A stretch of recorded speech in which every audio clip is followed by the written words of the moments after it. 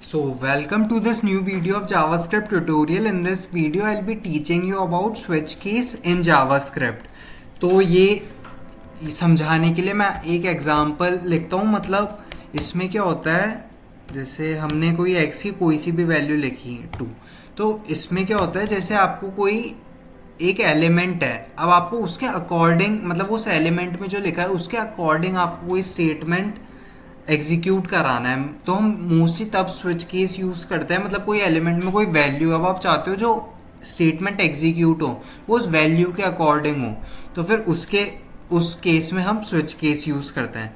तो फिर इसका सिंटैक्स ऐसे रहता है, पहले अपन लिखते हैं स्विच, तो फिर मतलब तो इसमें ये जो मैं यूज़ कर रहा हूँ विजुअल स्टूडियो, इसमें इसने डायरेक्टली लिख दिया, पर तो फिर इससे आपको मैं एक बार समझा देता हूँ कि ये यूज़ कैसे करता है। जैसे यहाँ पे आपको वो वैल्यू लिखनी है जिसको आप एक्सेस करना चाहते हो, मतलब वो एलिमेंट, तो उसका नाम आपको यहाँ पे लिखना है। जैसे मैं ये एक्स एग्जीक्यूट करना चाहता हूँ, तो फिर यहाँ पे वैल्यू की जगह फिर से हम लिखेंगे, वैल्यू की जगह हम कोई सा भी नंबर लिखा, मतलब उसमें कौन सी वैल्यू हो, फिर उसके अकॉर्डिंग फिर इसके आगे जो हम लिख रहे हैं वो स्टेटमेंट होगा जो एग्जीक्यूट होएगा।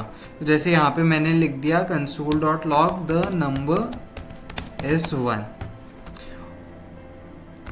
और यहाँ पे ये जो डिफ़ॉल्ट होता है ये और मैं एक बार पहले आपको इस ब्रेक का भी काम बता देता हूँ। ये ब्रेक का काम ये होता है कि जैसे जो स्विच होता है ये भी एक, मतलब इसमें कंटिन्यू होता रहता है। जैसे केस अभी तो हमने एक ही केस लिया है, जैसे यहाँ पे हम कितने भी केस ले सकते हो, 10 भी ले लिया।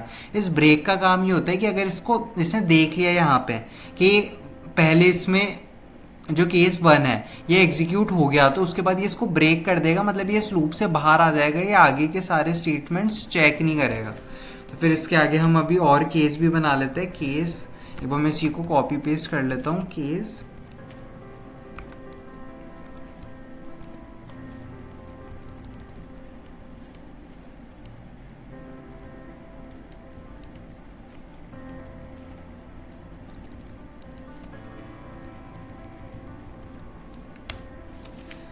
तो ये हमने 4 वो केसेस बना दिए हैं। तो यहाँ पे बस मैं अब इसकी वैल्यूज चेंज कर रहा हूँ, 1 2 3 और ये 4 कर दिया।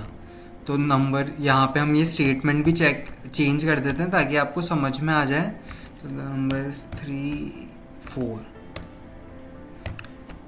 और यहाँ डिफ़ॉल्ट में हम वो स्टेटमेंट लिखते हैं जो आपको तब एग्जीक्यूट कराना है जब जो ये सारे केसेस हैं इनमें से कोई सा भी ट्रू नहीं है, तो फिर तब ये डिफ़ॉल्ट एग्जीक्यूट करता है।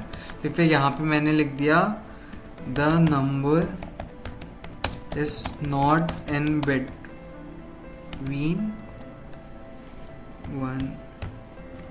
तो अब हम इसको एग्जीक्यूट करते हैं कोड को। तो जैसे अभी यहाँ पे हमारी x की वैल्यू है 2, तो इसने प्रिंट कर दिया द नंबर इज 2। तो जैसे आप यहाँ पे कोई सी भी जो इसकी x की वैल्यू है उसके अकॉर्डिंग आप इसको देख सकते हैं। जैसे अब मैंने x की वैल्यू 3 कर दिया तो इसने लिख दिया द नंबर इज़ 3।